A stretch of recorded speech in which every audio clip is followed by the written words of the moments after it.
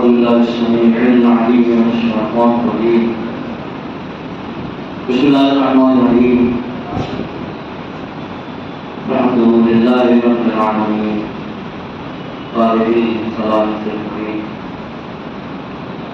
والصلاة والسلام على سيد الأنبياء والمرسلين وعلى آله الطيبين الطاهرين المعصومين أما بعد نعوذ بالله أيها اگر آپ شام ہو گیا تو شروع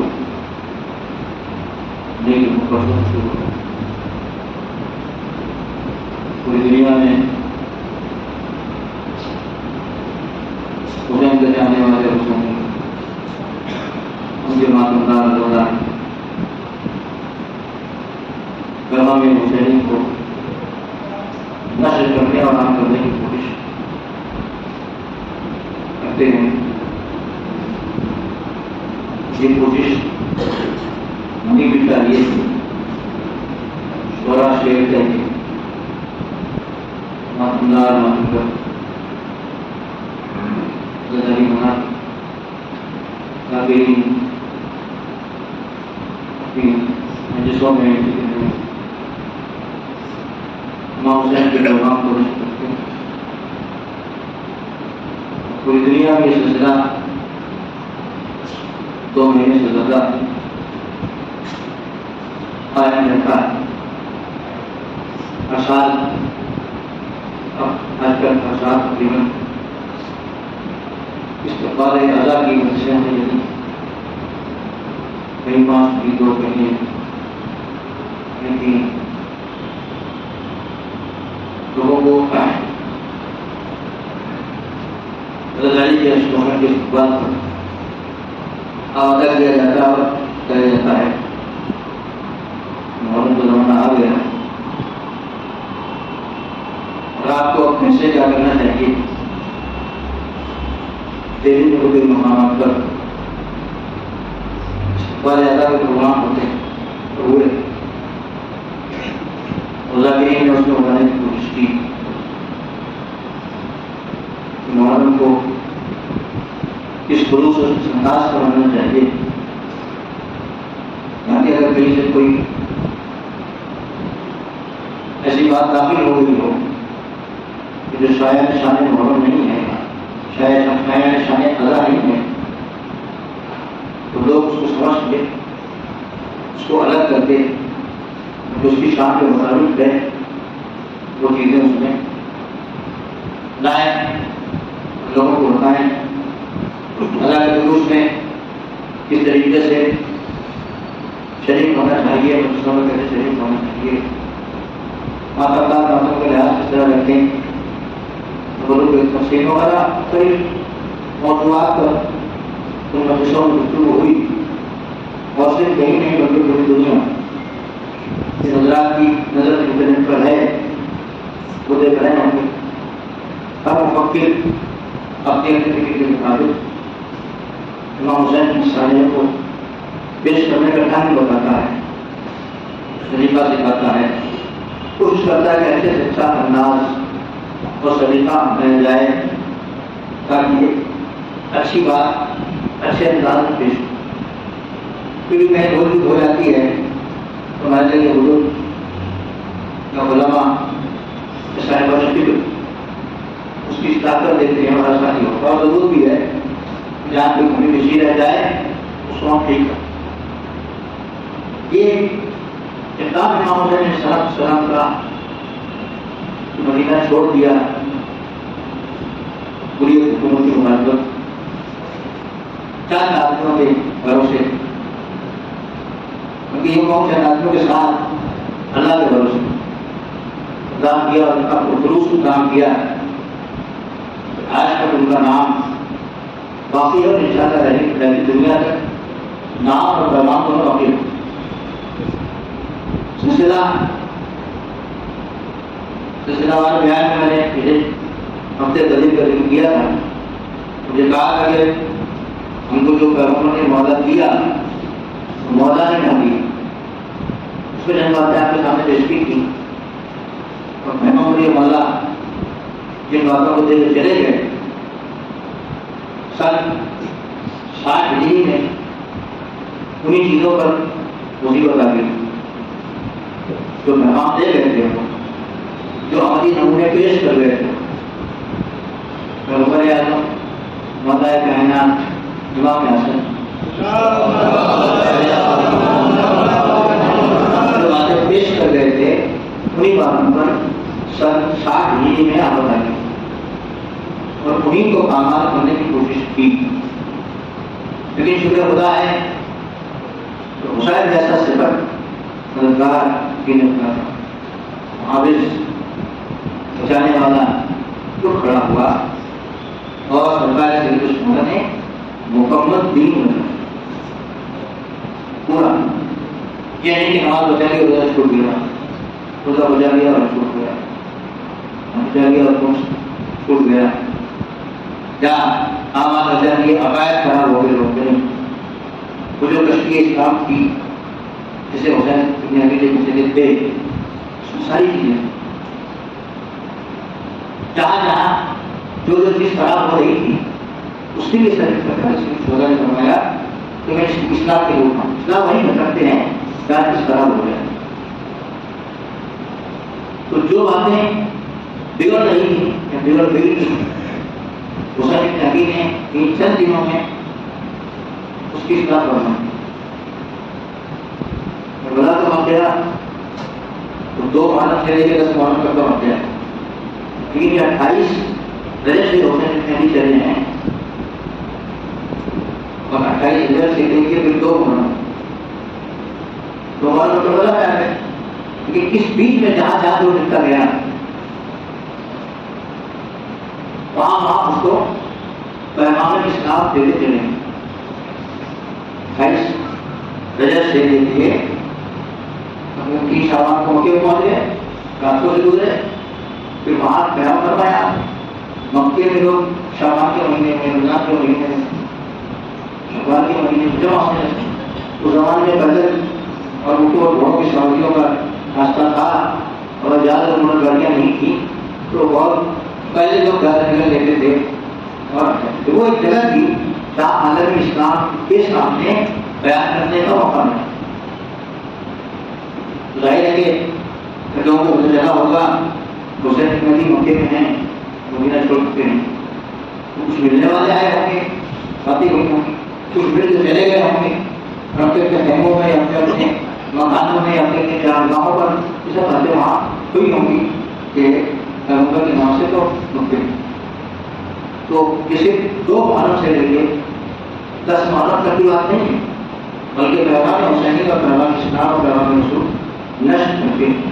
اس سلسلے میں آپ کے سامنے کہیں کہیں ہم استفادہ کریں کہ امام حسین کے قول اور اس کے کردار سے اور کے دل سے ماہ محرم میں جب ہم یہاں ہوں ویڈیو میں تو آپ کے سامنے ان کے اقوال و اعمال سے کچھ نمونے پیش کریں۔ کچھ سلسلہ ولایت کا یا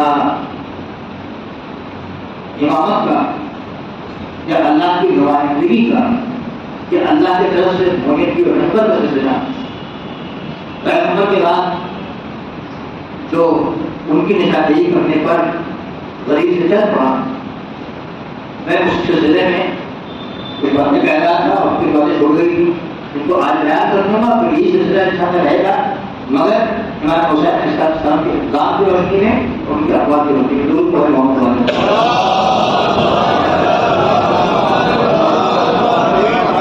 مولا نے کہنا جن کو اپنا نائب اور اپنا وسیع اور اپنا وزیر اور اپنا خلیفہ اپنا وزیر کی طرف سے پیغمبر نے ذریعہ کو بنایا تھا، آپ نے جو لوگوں کی اصلاح کے راستے ہوتا ہے معاشرے کو سلجھانے سمجھانے سنوارنے کا، لیکن معاشرہ تب سے بنتا چند آدمی ملتے ہیں جو سوسائٹی ہوتی ہے، اکیلے بیٹھا ہوا ہے تو سوسائٹی نہیں، 1 2 4 6 10 مل جائیں گے سماج بنے گا، اس سماج کی اکائیاں مل کے کہانیاں بنتی ہیں، کہانیاں مل کے سیٹوں کے مذہب بنتے ہیں، اس میں سے اکائیوں کو ٹھیک کرنے لوگ اگر بہت ساری اچھی اتاریاں مل جائیں گی ایک اچھا معاشرہ پیدا ہوگا، بہت سی بری اتاریاں مل جائیں گی تو برا معاشرہ ہوگا۔ اکیلے میں تو سوسائٹی کا معاشرہ نہیں، نبی اور رسول اور پیغمبر اور ہادی اور اللہ کے رہنما لوگوں کی ہدایت کے لیے آئے تھے۔ آج میں بتانا چاہتا ہوں کہ لیکن آدمی کو سمجھنے کے لیے الگ الگ کیا فارمولہ ہمارے آئمہ نے پیش کیا، اس میں بنائے کرنا کیے ہے تو بہت ساری باتیں، اس میں سے تقریباً میں نے 8 باتوں کو منتخب کیا آج سنانے کے لیے، اسے سنیے گا، اور اگر وہ باتیں دل میں اتر نہیں تو کم سے کم اپنی اصلاح ہو جائے گی، سب کی اصلاح ہو جائے تو اس سے معاشرہ بنے گا۔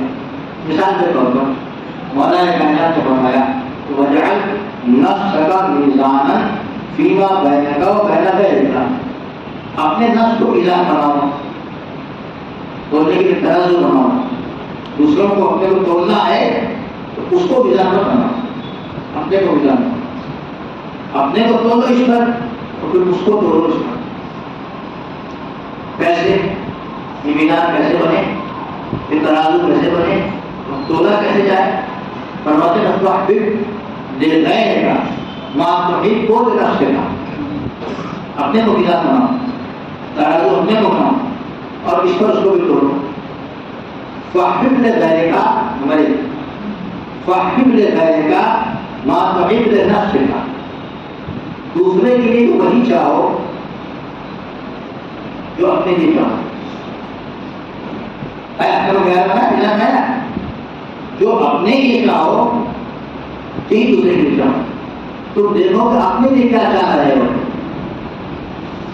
وَقْرَأْ لَهُ مَا تَكْرَهُ لِنَفْسِكَ، اور اس کے لیے اور اپنے جو اپنے نفس تمہارے نفس کو بری ذریعے نہ چاہو، اس کو دوسروں کے لیے وہ مت چاہو، جو اپنے لیے چاہو وہ دوسروں کے لیے چاہو۔ نمبر 2، جو اپنے لیے نہ چاہو تو دوسروں کے لیے نہ چاہو۔ ممکن ہے کوئی سربراہ مل جائے اور وہ کہے کہ صاحب میں تو بڑا چیز کو روز کرتا ہوں، تو کسی بری چیز کا نام نہیں کہ میں شوق کے لیے اسی کو روز کرتا ہوں۔ آپ تو سیکھنا ہے تو آپ کے لیے آنے جاؤ گے تو کیسے بنے گی بات؟ اور حوالہ دے کے مولانا کو فرمایا ہے اپنے نفس کو میزان بناؤ، جو اپنے لیے دوست رکھو وہ دوسروں کے لیے، جو تم کو بری لگتی ہو اسی کو دوسروں کے لیے برا سمجھو۔ وہ کیسے بات ہوگی؟ آگے وَلَا تُظْلِمْ وَلَا تَظْلِمْ كَمَا تُحِبُّ أَن لَا تُظْلَمْ، ہے نا، ان تظلم، اور تو دوسروں پر ظلم نہ کرو، جیسے تم نہیں چاہتے کہ تمہارے اوپر کوئی ظلم کرے۔ کون چاہتا ہے کہ میرے اوپر ظلم ہو؟ کوئی نہیں چاہتا کہ میرے اوپر ظلم ہو۔ بھائی میں نے اگر آپ کو 10 روپے دیے ہیں یا 100 روپے دیے ہیں، 1000 روپے دیے ہیں، تو میں کبھی نہیں چاہوں گا کہ آپ اسے نہ دیں، میں چاہوں گا کیونکہ موٹی رقم اچھا چل جائے، لیکن اگر موٹی رقم لے گیا کوئی اور نہیں دے رہا ہے تو کیا میں چاہوں گا کہ نہ دے؟ کبھی نہیں چاہوں گا، تو یہی کہتا پھروں گا ایسا تو لے گیا دیا کا واپس نہیں کیا، چلنے گیا تو 10 دن کا وعدہ، 100 دن کا وعدہ، 50 دن کا وعدہ، مہینے کا وعدہ، 1 سال کا وعدہ، اور کئی سالوں کا واپس ہی نہیں کیا۔ بات ضرور کر رہا تھا، ہمارے کو آفت آ گئی، پیسے مانگ کے لے گیا تھا، مصیبت آ گئی، مجھے پیسوں سے وہ دے نہیں رہا ہے۔ تو فرماتے ہیں کہ تم ظلم نہ کرو دوسروں پر، جیسے تم چاہتے ہو تمہارے اوپر ظلم نہ کیا جائے۔ تو پہلے والی بات کبھی واپس آئے کہ دوسروں کے لیے وہ چیز چاہو جو اپنے لیے چاہے، اپنے لیے چاہے، اور دوسروں کے لیے اس چیز کو ناپسند کرو جو اپنے لیے ناپسند کرتے ہیں۔ اب یہاں آپ کو ٹھہر کے سوچنا پڑے گا کہ کیا انسان کو ہر چیز اپنے لیے چاہنے کی ضرورت ہے؟ خدا نہ خاصہ عیاذ باللہ معاذ اللہ کوئی یہ کہے کہ میں پسند کرتا ہوں کہ نماز چھوڑ دیا کروں نہ پڑھا، مجھے پسند نہیں، مجھے پسند ہے کہ دوسروں کو ظلم کروں. خدا نہ خاصہ کوئی ایسا ملا یزیدی جیسا کہ پہلے 16 مسلم کی شرح مجھے بہت پسند ہے، یہاں والی نہیں باہر بنی.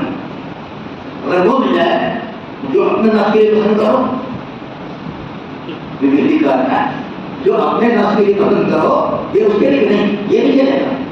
تمہاری پسند کو اس کی پسند کا تابع ہونا چاہیے، اور تمہاری پسند کو خالی اس کی پسند کا تابع نہیں ہونا چاہیے. تمہاری پسند میں انسانیت کا شائبہ ہونا چاہیے، حیوانیت نہیں ہونی چاہیے. لہٰذا ہمیں جو نمونے بھیجے ہیں پسند اور ناپسند کے، وہ محمد و آل محمد ہیں. اپنی پسند پہلے مت دیکھنا، پسند کرنا مگر ان کی طرح دیکھنا کہ جس چیز کو پسند کرتے ہیں جس چیز کو ناپسند کرتے ہیں. جس چیز کو پسند کرتے ہیں اس کو اپنے لیے پسند کرنا، دوسروں کے لیے پسند کرنا. جس چیز کو ناپسند کرتے ہیں تو اپنے لیے ناپسند کرنا، دوسروں کے لیے پسند کرنا. مطلب یہ ہے کہ جو اپنے لیے پسند کرو دوسروں کے لیے پسند کرو، لیکن ہر چیز کو پسند کرنے کی ضرورت نہیں. لوگ والے محمد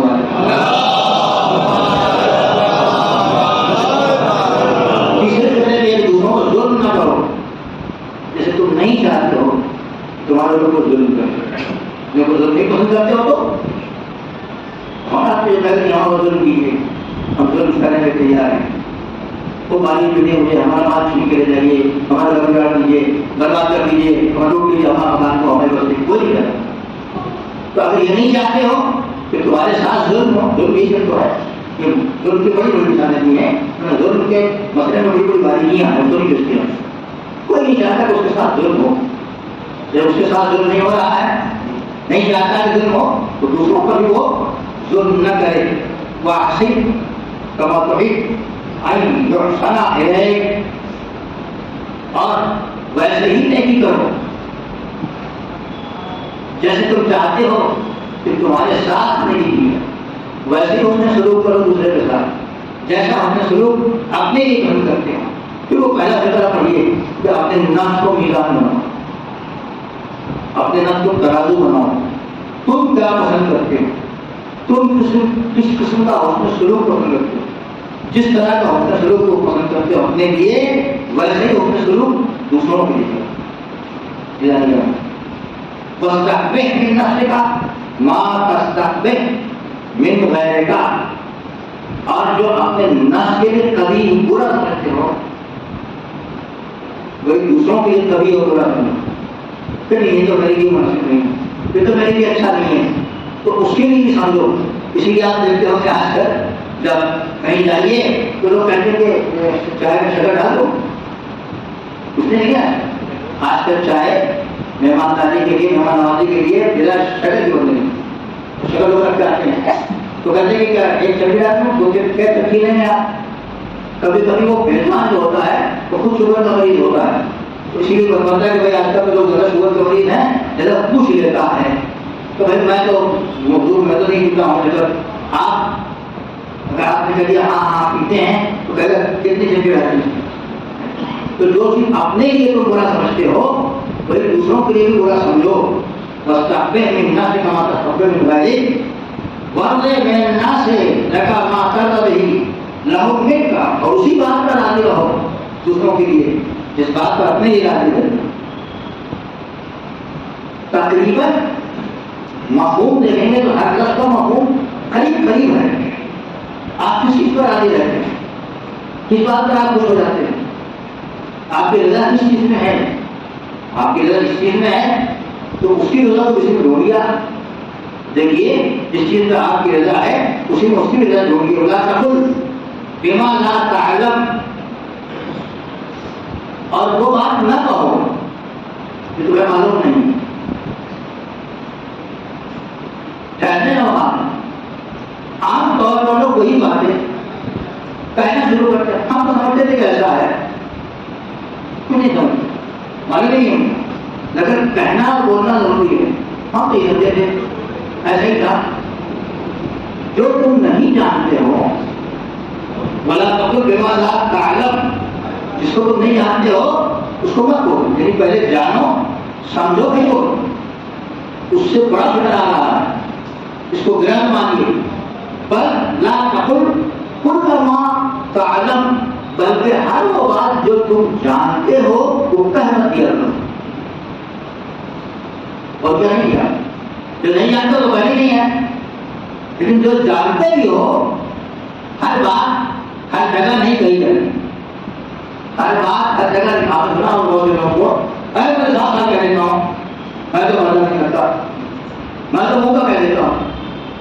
ایسے لوگ باتیں دیکھیے دیکھیے میں تو صاف صاف کہنے والا اور لوگوں کو کہہ دوں گا. منہ کا کہہ دینا بالکل صاف صاف کہہ دینا کیا ہر جگہ مناسب ہے؟ کیا کہیں منہ کا کہہ دینا تو صاف صاف کہہ دینا جھگڑے کے باعث نہیں ہے؟ جھگڑا نہیں ہو سکتا ہے. صاف صاف کہہ دیں، منہ کا کہہ دیں تو جھگڑا نہیں ہوگا. کبھی کبھی اسی بات کو بات کہی جاتی ہے بات مگر بڑے حساب سے کہی جاتی ہے. اس کو ہم اردو میں کہتے ہیں کہ سانپ بھی مر جائے. ہاں کچھ لوگ تو جانتے ہیں ابھی بول گے ضرور پڑھنا ہوتا ہے. اردو نے کہا ہے کہ سانپ بھی مر جائے اور لاٹھی بھی نہ ٹوٹے. اس کو ایسے مارو کہ سانپ مر جائے اور لاٹھی نہ ٹوٹے، یعنی بات بن جائے، بات بگڑنے نہ پائے. تو ہر جگہ ہر بات کو جو جانتا ہو اس کو کہہ دینا ضروری نہیں ہے. ہر بات ہر جگہ کہیں بھی نہیں جاتی، ہر بات ہر ایک سے کہیں بھی نہیں جاتی. پیغمبر نے منافقین کو سمجھ لیا تھا، دیکھ لیا تھا، اور جناب حذیفہ نے منافقین کو دیکھ لیا تھا اور ان کے نام بھی پیغمبر نے بتا دیے تھے. مگر انہوں نے یہ بھی کہا تھا کہ یہ منافقین ہیں مگر تم نہ بولنا، تم چپ رہنا. تو جب یہ راز علم میں تھا ان کے کون منافق پیغمبر نے یہ راز ان کو بتا دیا تھا مگر جناب حذیفہ کہتے تھے کہ مجھے کہا ہے پیغمبر نے کہ کون کون منافق ہے مگر منع بھی کیا ہے کہ تم ان کے نام نہ بتانا. اس کا مطلب نکلا کہ جو بات معلوم ہے وہ معلوم بات بھی ہر جگہ نہیں کہی جاتی. جو نہیں معلوم ہے اس کو تو کہنے نہیں ہے. جو بات معلوم ہے وہ بھی ہر جگہ کہنے کی نہیں ہے. موقع اور مناسبت کے اعتبار سے بات کہنی چاہیے. اگر آدمی اپنا نفس اس سانچے میں ڈال دے تو بہت سے فتنہ ہو سکتا ہے. ڈالنے والے لوگ بولے گا نہیں، ڈالنے والے لوگ بولے گا نہیں، اور بولتا ہے نامعلوم چیز پر ظاہر کو نئی بات نکال رہا ہے. ابھی دن ہم بیٹھے ہوئے تھے تو کسی مرحوم کی ہتھیار کا کچھ تھا، ہتھیار کرنے لگے وہ کھانا کی جس شہروں والا واقعہ کر دیا تقریباً. اس کے بعد عورتیں کہتی ہیں کہ وہ اب چلی گئی، وہ پہلی تعلیم چلے گا کر کیا اب چلی گئی کہ آخری بات میں ہوتا ہے چلی گئی وہ اب نہیں آئی گیا. اختیار تھا اس کا، کہیں سنا تھا، علم نہیں تھا. مولوی صاحب کے سامنے انہوں نے پیش کیا یہ چیلو والا باتیں ہونے کے بعد اب عورتیں کہتے ہیں، ہم نے کہا کہ ہمیں کرنی ہے کہ ضرورت کی ہے کہ ہم سے نہیں ہوتا. جو سماج میں تھا جو ان کے علم میں تھا وہ بتا دیا ہم نے. عورتیں کہتی ہیں کہ اس کے بعد اب روح اچھے اب نہیں آئی ہے. کیا یہی حقیقت ہے؟ اللہ ہو کہ پر انفس جینا ہوتا ہے. قرآن کہتا ہے کہ اللہ نفس کو دے دیتا ہے اپنے قبضے میں، اور پھر وہ اجازت دے گا تبھی آ سکتی ہے. حدیثوں میں ہے کہ شبائے جمعہ روحیں اپنے گھر آتی ہیں شب جمعہ میں اور وہ مانگتی ہیں اپنے گھر میں کبھی میرے لیے کچھ نیکی اور خیر ہے.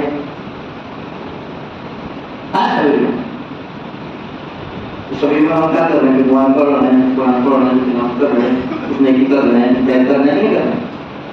تو وہ اور تمہاری شریف کہا گئی کہ چہروں کے بعد چلی گئی وہ باہر ہو گیا. کبھی کبھی علم کا اس طرح اظہار علم نہیں ہے. اگر سمجھدار آدمی کے سامنے ہو جائے تو اس کو ٹھیک کر دیتا ہے. اس طرح سماج کی بہت ساری برائیاں ختم ہو جاتی ہیں. اگر علم نہیں ہے تو مت بولو، اور اگر علم ہے تو ہر جگہ نہ بولو. جو اس کے بولنے کی جگہ ہے وہاں بولو. ولا تقل كل ما لا تحب ان يقال، اور وہ بات مت کہو تم کسی کو جس بات کے بارے میں تم چاہتے کہ مجھے کوئی نہ کہے ہوگا.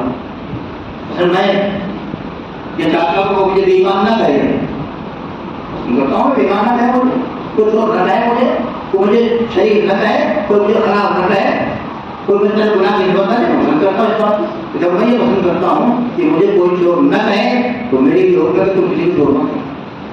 جب میں یہ پسند کرتا ہوں کہ مجھے کوئی شریک نہ کہے تو میں کسی کو شریک نہ کہوں. جب میں پسند کرتا ہوں یہ بات کہ کوئی مجھے گالی نہ دے، گالی دینا کیسے کہہ رہا ہے، تو اس کو ہمیں احتیاط کرنا چاہیے. یہ جو آپ نے آپ کے سامنے 8 باتیں رکھی ہیں، جو اپنے لیے پسند کرو، دوسروں کی پسند کرو، اس کو خود راضی رہو، دوسروں کی بھی راضی رہو، جیسے چاہتے ہیں تمہارے ساتھ سلوک ہو ویسے سلوک دوسروں کے ساتھ کرو. جس چیز میں کو تمہارے ساتھ سبھی سمجھتا ہے ویسے دوسروں کو سب بھی سمجھو. جس چیز سے تم راضی ہوتے ہو اس دوسروں کی بھی راضی ہو. اگر ہر آدمی آپ کا یہ شعار بنا لے، یہ طریقہ بنا لے بقول مولا کائنات، تو انسان کے سدھرنے اور سنورنے کے راستے ہیں کہ نہیں پھٹے گا. جس کے بعد میں کیسے اس کو ایسے کہہ دوں، بعض باتیں وہ ہیں کہ جو آدمی جانتا بھی ہو تو کہنے کی ضرورت نہیں.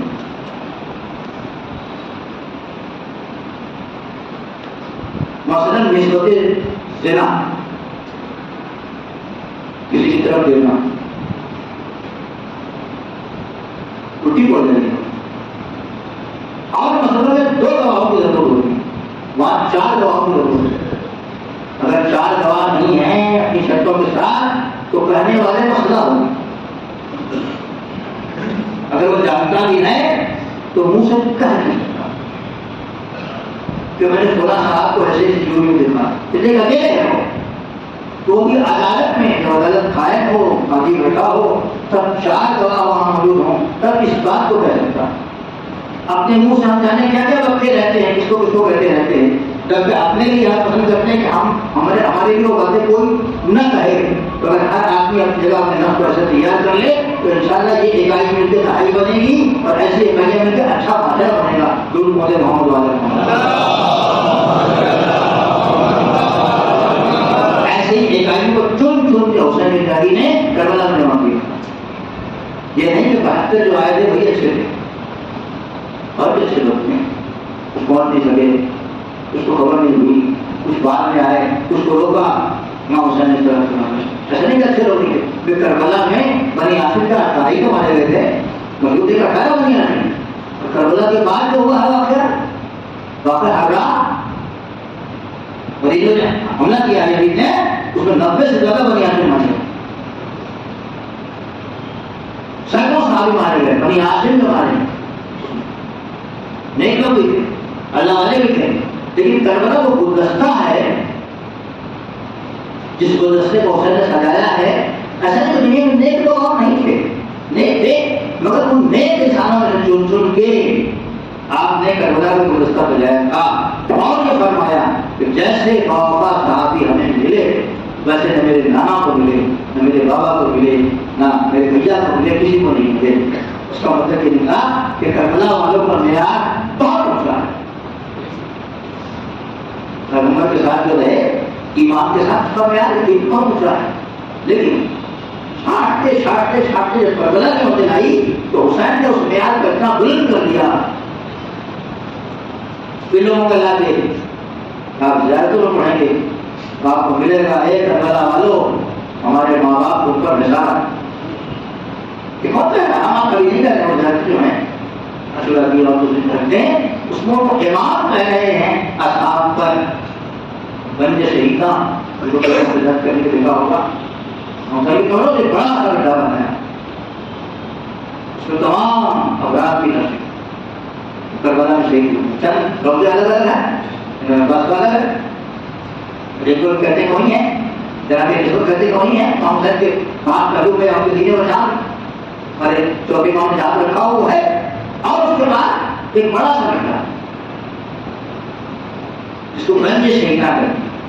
بادشاہ اللہ اللہ حسین نے اپنے ساتھ شریک کر کے اتنا مرتبہ بڑھا دیا ہے. ہمیں سوچنا پڑے گا کہ امام حسین جو کربلا کی اس کی یاد ہوتی ہے وہ اپنے کو سجانے اور سنبھالنے کے لیے ہے، ظلم کے خلاف آواز بلند کرنے کے لیے ہے، عدالت کو قائم کرنے کے لیے ہے، انصاف پیدا کرنے کے لیے ہے۔ مطالعہ کربلا کرتے چلے جائیں، ان کے احوال کو دیکھتے چلے جائیں، ہم کو آگے آگے روشنی ملتی چلی جائے گی، راستہ صاف ہوتا چلا جائے گا۔